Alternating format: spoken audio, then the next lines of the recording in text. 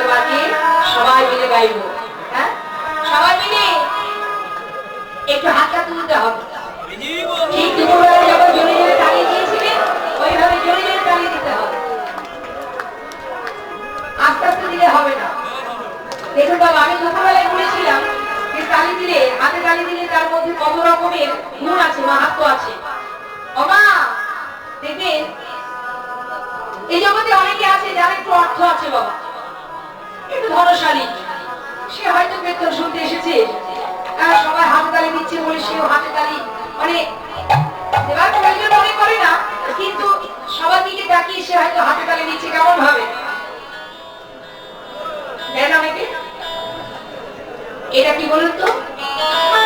অহংকার। এই যে হাতে তালি দেওয়াটা, এটা হচ্ছে অহংকার। যার মধ্যে অহংকার আছে তার হাতে তালিটা ঠিক এইরকমই হবে। তখনই আপনার অহংকার দূরীভূত হবে যখন আপনি প্রাণ ভরে জোরে জোরে হাতে তালি দেবেন। এই যে বসে বসে হাতে তালি, এটা হাতে তালি নয়, সবাই উচ্চস্বরে জোরে জোরে হাতে তালি দেবেন। কেমন? চলো চলো নয়নে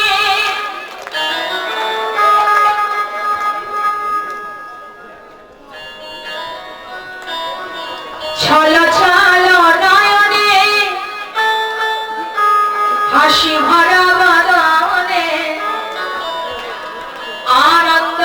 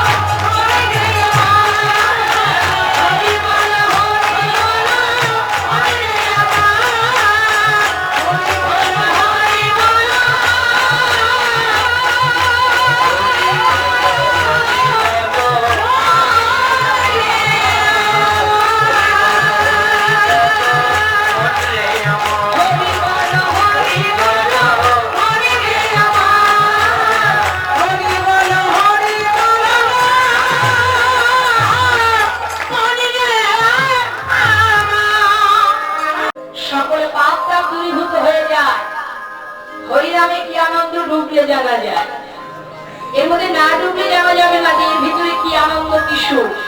ঘরে বসে থাকলে হবে না বাবা, তবেই তো বোঝা যাবে সাধু সঙ্গ সর্বশাস্ত্রে কয়, লবমাত্র সাধু সঙ্গে সর্বসিদ্ধি হয়।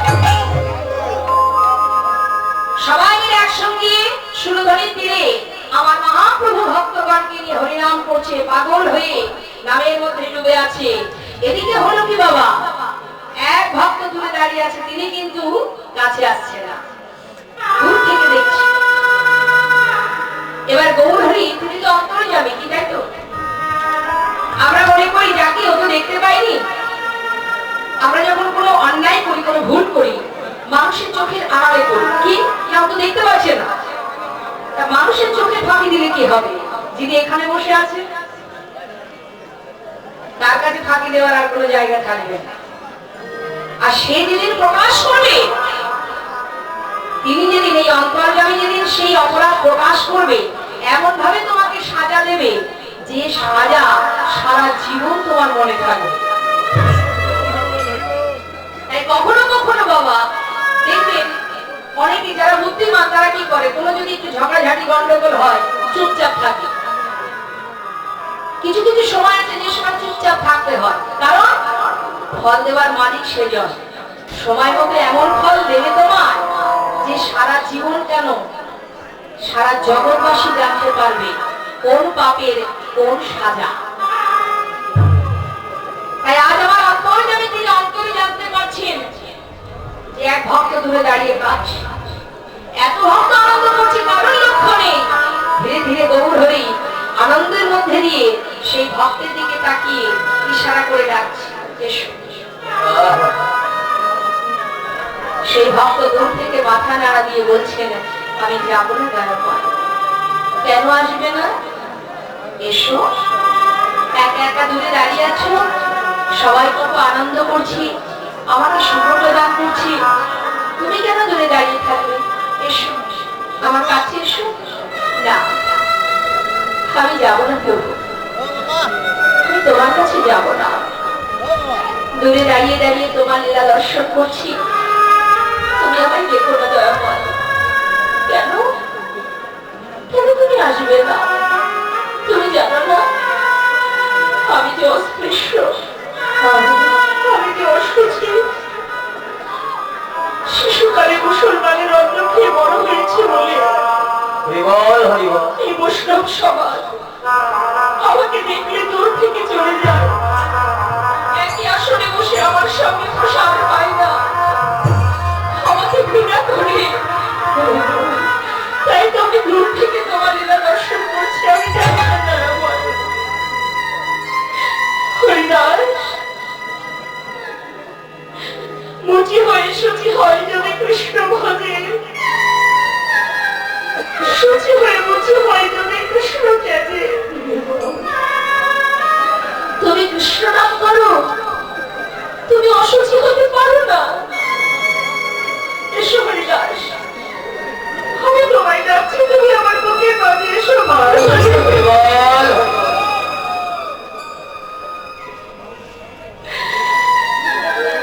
শিশুকালে মুসলমানের অন্ন খেয়ে বড় হয়েছে বটে,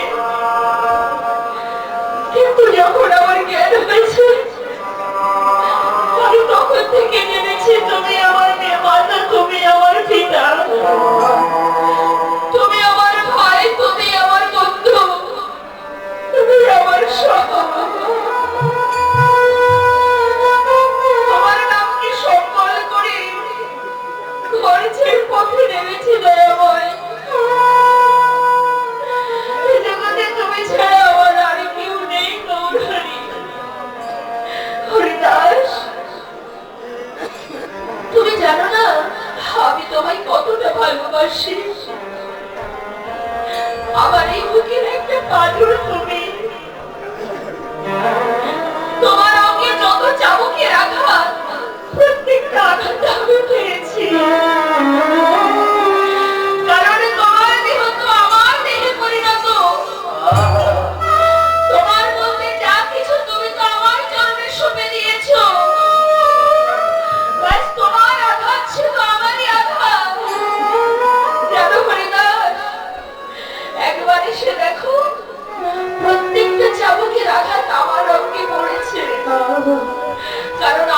সময় তুমি যে বারবার একজনের নাম স্মরণ করেছো, কৃষ্ণ কৃষ্ণ কৃষ্ণ।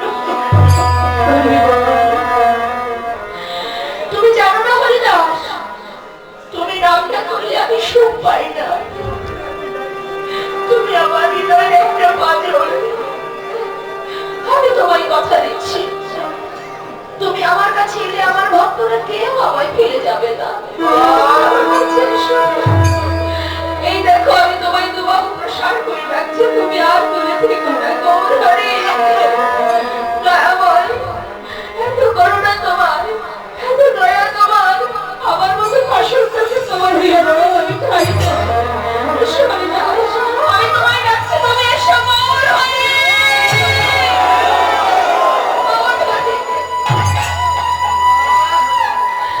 ছুটে গিয়ে প্রভু রাঙা চরণ তলে আছাড় খেয়ে পড়েছে দয়াময়।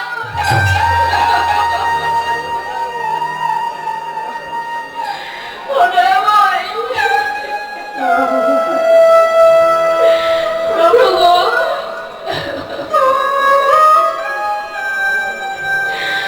এত ভালোবাসো তুমি আমাকে। হরিদাস, দেখো এখানে কত ভক্ত দেখছো, সবাই আমাকে ভালোবাসে, সবাই আমাকে ভালোবাসে।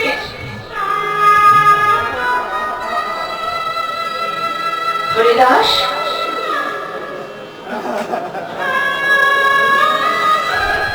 এই জগতে যত ভক্ত আছে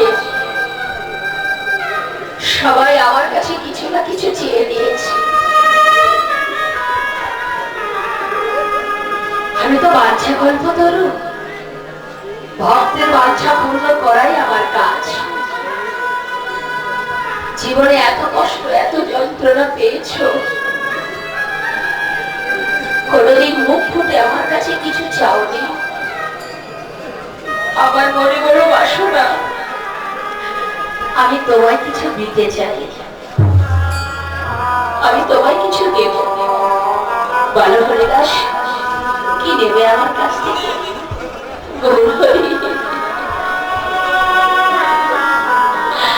তুমি আমায় দেবে? এত করুণা তোমার, এত দয়া তোমার, দেবে।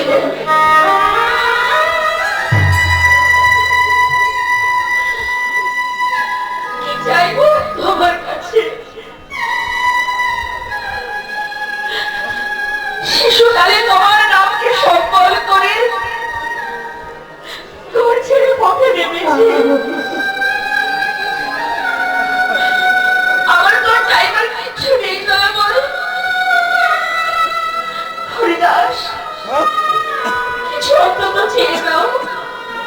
আমার যে বড় বাসনা, আমি তোমায় কিছু দিতে চাই। গৌর হরি, কার জন্য চাইবো আমি? কেউ তো নেই আমার, তুমি তো সব। তুমি মাতা, তুমি পিতা, তুমি ভাই, তুমি বন্ধু। দিতেই যদি হয় তাহলে, যদি তুমি দিতে চাও, যদি তোমার কাছে চাইতেই হয়, তাহলে আমি তোমার জন্য চাইবো।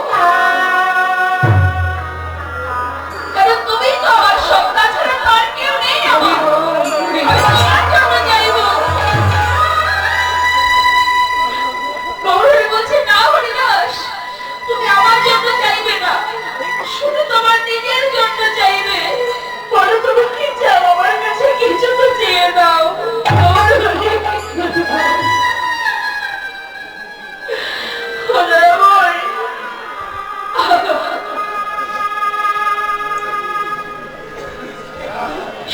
প্রভু,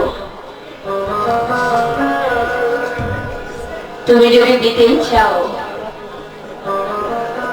তবে তোমার কাছে আমার বাসনা। প্রভু তোমার চরণ ছাড়া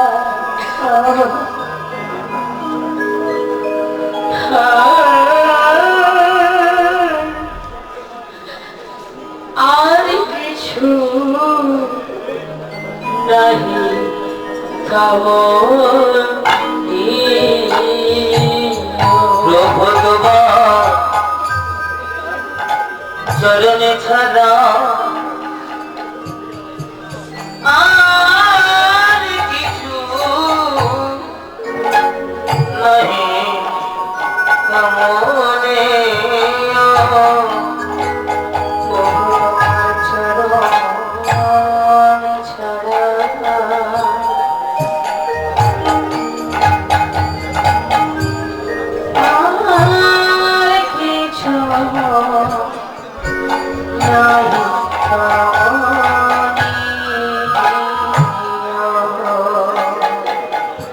আমি যত দূরে চলে যাই প্রভু যদি আমার কোনো ভুল পথে চলে যায় তুমি নিজ হাতে কাছে টেনে